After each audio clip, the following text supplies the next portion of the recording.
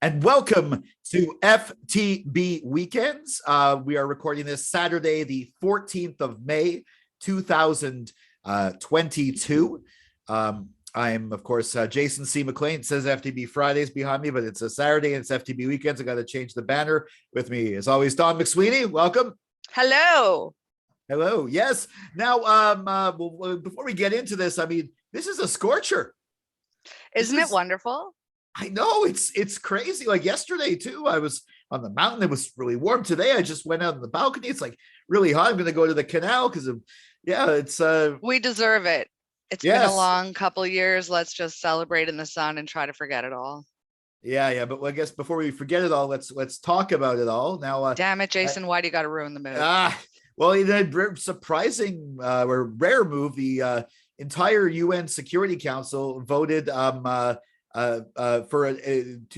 call for an immediate, thorough, transparent, and impartial investigation into the death of Palestinian American Al Jazeera journalist Shireen Abu Akleh, and they condemned Israel's action as a possible war crime. That's pretty rare that they even like. I mean, U.S. is on the Security Council. They usually don't. They're usually the vote against such motions. It's about time. And it's a terrible situation for those who are unaware. Of course, Shireen Abu Akleh was a voice that a lot of Palestinians and people across the Middle East say that they grew up watching on Al Jazeera. And of course, she was killed by Israeli forces when reporting on things happening in the occupied territories, I believe around Jenin, the Jenin camp, it says here. And reporting then on her murder was framed as, a lot of papers immediately came out and said things like she died while reporting, whereas if it was any other country in the world, it would have been immediately framed as, hey, she was just killed by Israeli forces while wearing her press outfit. They had identified themselves as press and were killed before, according to the producers at Al Jazeera, and were not told to stop filming or to move on, but instead killed. So it's a clear case of an assassination of a journalist. And the only saving grace here is that the bad behavior is caught finally on camera, and in some way that it can lead the UN to come to this conclusion instead of just letting things slide out there again, we don't want to get involved. Additionally, if anybody hasn't seen, I would recommend they go look up to brace and steel themselves ahead of time, but then to go seek out and find, you can find it on my Twitter page and everybody else's, of Israeli forces then beating the pallbearers and mourners to the point where they dropped her casket, which is an additional tragedy and insult and injury. And once again, the bright side here, and the true only bright side, is that these things are caught on camera, so that finally and forever people cannot pretend they didn't see it. Yeah, I'm wondering actually the fact that the Security Council was unanimous. Could it be that it says here that she's a Palestinian American journalist? Could it be that she's part American, kind of like they like she's also part American? Could that be why and the video could be why the U.S. is finally not just unanimously backing Israel in this? I believe it's a well-known journalist for a well-known, like if you or I tragically were at something happened to us at a protest, nobody's going to be like, oh, those journalists from Forget the Box, what a tragedy. We're going to be like a couple of people who got caught up in a thing, right? But when you're wearing your press vest, when you're actually well known, you are like renowned for decades, you can't turn away, you can't sweep it under the rug. And full disclosure, and because I'm not ashamed to say, I am a Jew by birth, and I am pro-Palestine all the way. Free Palestine. Israel is an occupying, colonizing force. And this is the behavior that has been going on for upwards of 74 years. And once again, it is only when it is televised that we can't look ourselves in the face without having to admit the tragedies and atrocities that are being committed in the name of national expansion.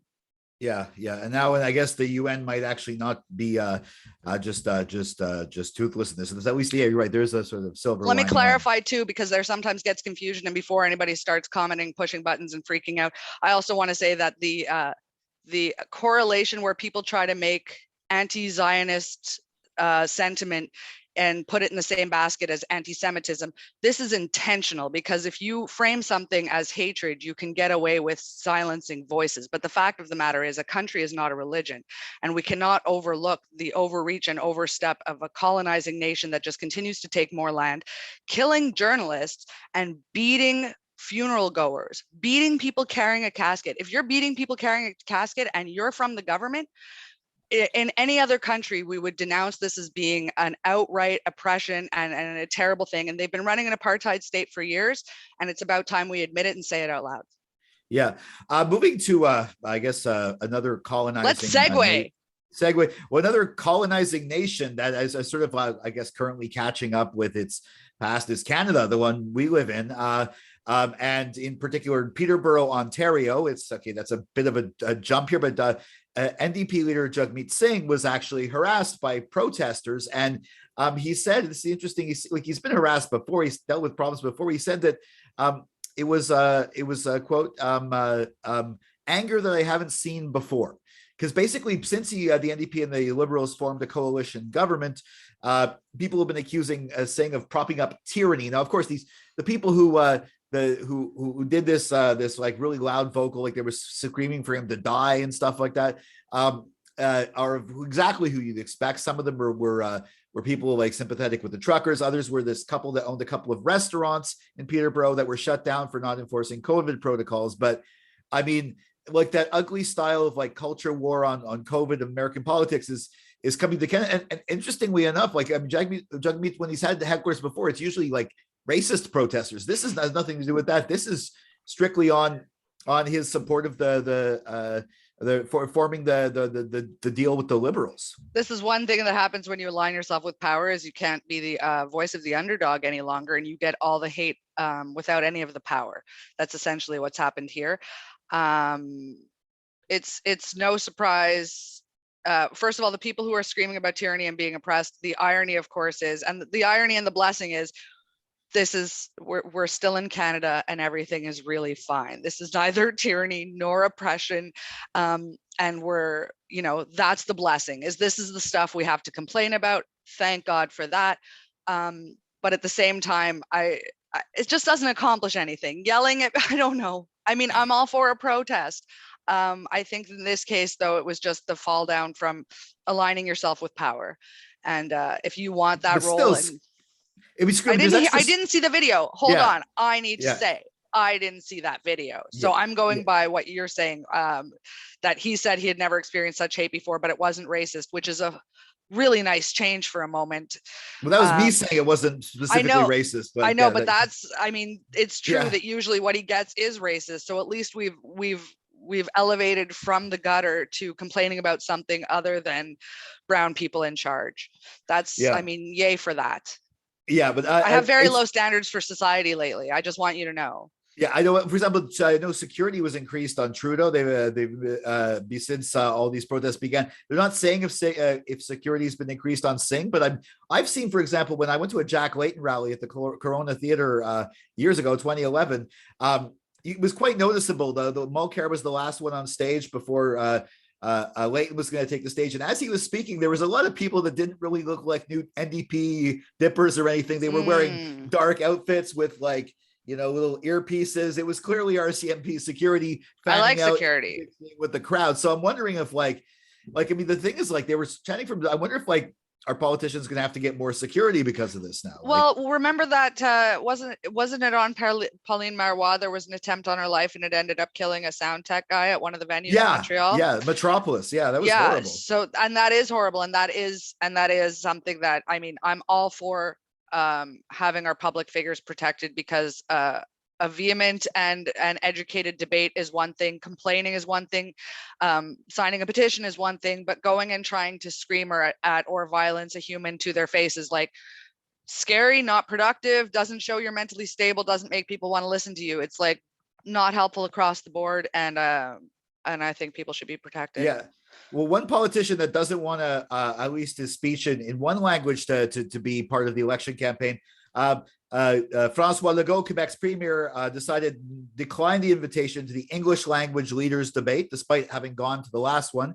And the PQ decided to pull out as well. Legault said it was his schedule. It was Oh, too much of a demand on the schedule. The PQ oh, said it was out of oh. principle. They'll still do interviews in English, but the Yeah, yeah, language of the yeah. base, He yeah, was still, by the way, it took me 5 seconds of commenting on Bill 96 on Twitter before I was called a foreigner by French people. So I just the sentiment has not much changed from some of its heyday. There are always going to be these niches of groups that are, and the fact of the matter is that that Legault doesn't have to appeal to anybody on the island of Montreal true, yeah. because all of our votes are just tied up in farmland.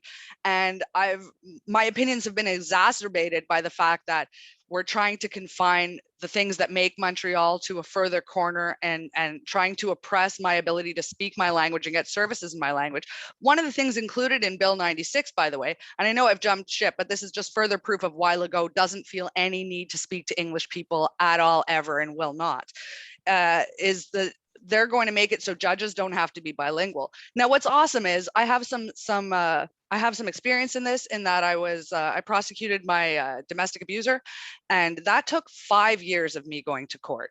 5 years of me going to court. And if I can do a lot of things in French, but express something that happened to you during a trauma while you were undergoing violence and trauma, to translate any of that into French, or to have pressed myself to do that, that's an additional insult to my injury. And for you to say that in the place that I was born, in the place that my mother was born, in the place that is built on immigration and whose culture is built on the cuisines of the immigrants, the art of the immigrants, the hard work and labor of the immigrants, to then tell me that I have to translate to somebody else's language because of my postal code, is atrocious, and I'm over it. Yeah, well, that's it's horrible. But I guess, yeah, as far as skipping I'm just but bringing it back to the specific issue of the debate, you're right. It He won't doesn't have cost to him debate. any. He Yeah, it doesn't won't have to cost him debate. any votes that he wasn't going to Just get might as anyway. well Yeah, sign him in right now. He's unstoppable because of the way the votes are structured and the fact that nobody cares about Montreal unless they're cashing our checks and catching our tourism. yeah. Well, he was the first premier since Duplessis to show that you could actually form a majority government without Montreal. I think he had 2 seats on the island, Which whereas all the reminds other. me, Holness Balarama, I heard a rumor he wants to start a political party, but also he's the only one in the conversation who's against Bill 96. Val Plant, who I love, pro Bill 96. It's But I'm feeling very 1993, 94. You know what I mean? well, Holness has a political party. I don't think he's quit his political party. I No, think I he thought, plans to run is it again. federal or was that just a Well, sorry, I mean the, provincial, but I he thought it has was a just okay. He has a municipal municipal versus, party. He has a yes. municipal party. I don't think he's quit it. I think he said he plans to run again next time. I So heard, I thought somebody told me that he was looking at also starting a provincial party. I could have heard that wrong, but I would get right on board.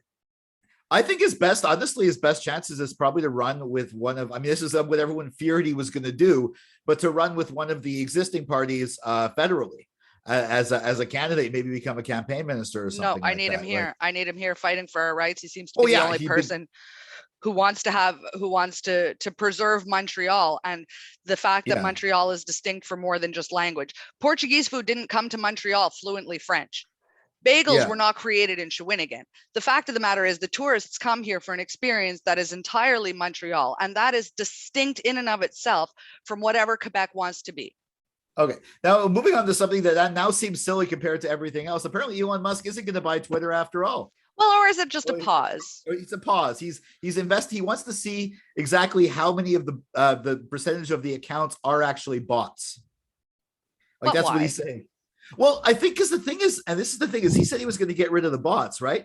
And he would actually have to make the company private, because if like a third of the accounts are bots, which is not what Twitter said, then it would actually be against like the board would actually be able to say you can't get rid of the bots because that lessens our number of subscribers, because Twitter claims all these bots You as just blew my legitimate mind. subscribers. Yeah. You just blew my mind. I didn't ever think of it like that. Yeah, so it changes the value of the company. If it means less, if he has to get rid of the bots, if he's getting rid of a third of the subscribers, that devalues the company. So like, Wow. it's Now, only, does that mean he doesn't buy it, or does that mean he buys it for less? maybe he's trying to get a better deal. Who knows? Because like, frankly, yeah. if you put it out there and it becomes public how many of the accounts really are bots, then a lot of the people who use it as part of their business model would change how they feel about it, and it spins out. So even making that information public changes the valuation. I think really. Twitter had claimed 5% or something like that, but apparently it might be more. And I have an interesting theory. Remember a few weeks ago when it was announced that he was going to buy, there was this strange thing where a lot of political or public figures, Mark Hamill, even some people on the left, who are people who appeal to the left, started losing a bunch of followers, and a bunch of people on the right, random Fox News hosts, started getting a bunch of new followers. My theory is that it was actually the bot runners realizing, wait a second, if Musk is going to take over and he's going to go after us, let's start following all the right-wing people because we think those are the ones he's going to listen to. So maybe it was legitimately, they were moving their bots to different celebrities and stuff. Woo, we're stretching. I mean, I see what you're saying. I see what you're saying, but that's inside baseball followed with gross extrapolation. Oh, gross extrapolation. No, it's a total theory, but it's from a few weeks ago. It's a fun. What's not a theory is it's beautiful outside. At least it is. Get outside. 1:38. By the way, 1:38 p.m. is the current time. So, if something happens on any of these stories, wait. Today is the day that you don't have to wear masks inside. You still have to wear them in places where they say you have to wear them, and you still have to wear them in the metro and the buses. Public transit. Keep doing that because it's rude when you don't. So, individual businesses can still say you have to wear a mask. But and the government probably hospitals and health places probably still have that. But you can go into a store with your bare face on, boys and girls. Go take that thing for a walk. Unless the store says no. Unless the store says no. Then respect the store. But respect the store. But there's a lot of places where you should be able to take your whole face today. Yeah. And one place is the canal. That's where I'm going. I guess I follow Don at McMoxie on Twitter and Instagram. Follow me at Jason C. McLean, Twitter and Instagram. Follow Forget the Box on Twitter and Instagram at Forget the Box. On Facebook, like and share this video. Follow Forget the Box on Facebook. You can also on YouTube, smash that like button, follow, subscribe, ring the bell for all notifications because we put at least one of these videos once a week and we might do more. Get our Android app, and for daily content, news, politics, and a lot of arts coverage coming up. Of course, check out forgetthebox.net. We'll catch you next week for another FTB weekend.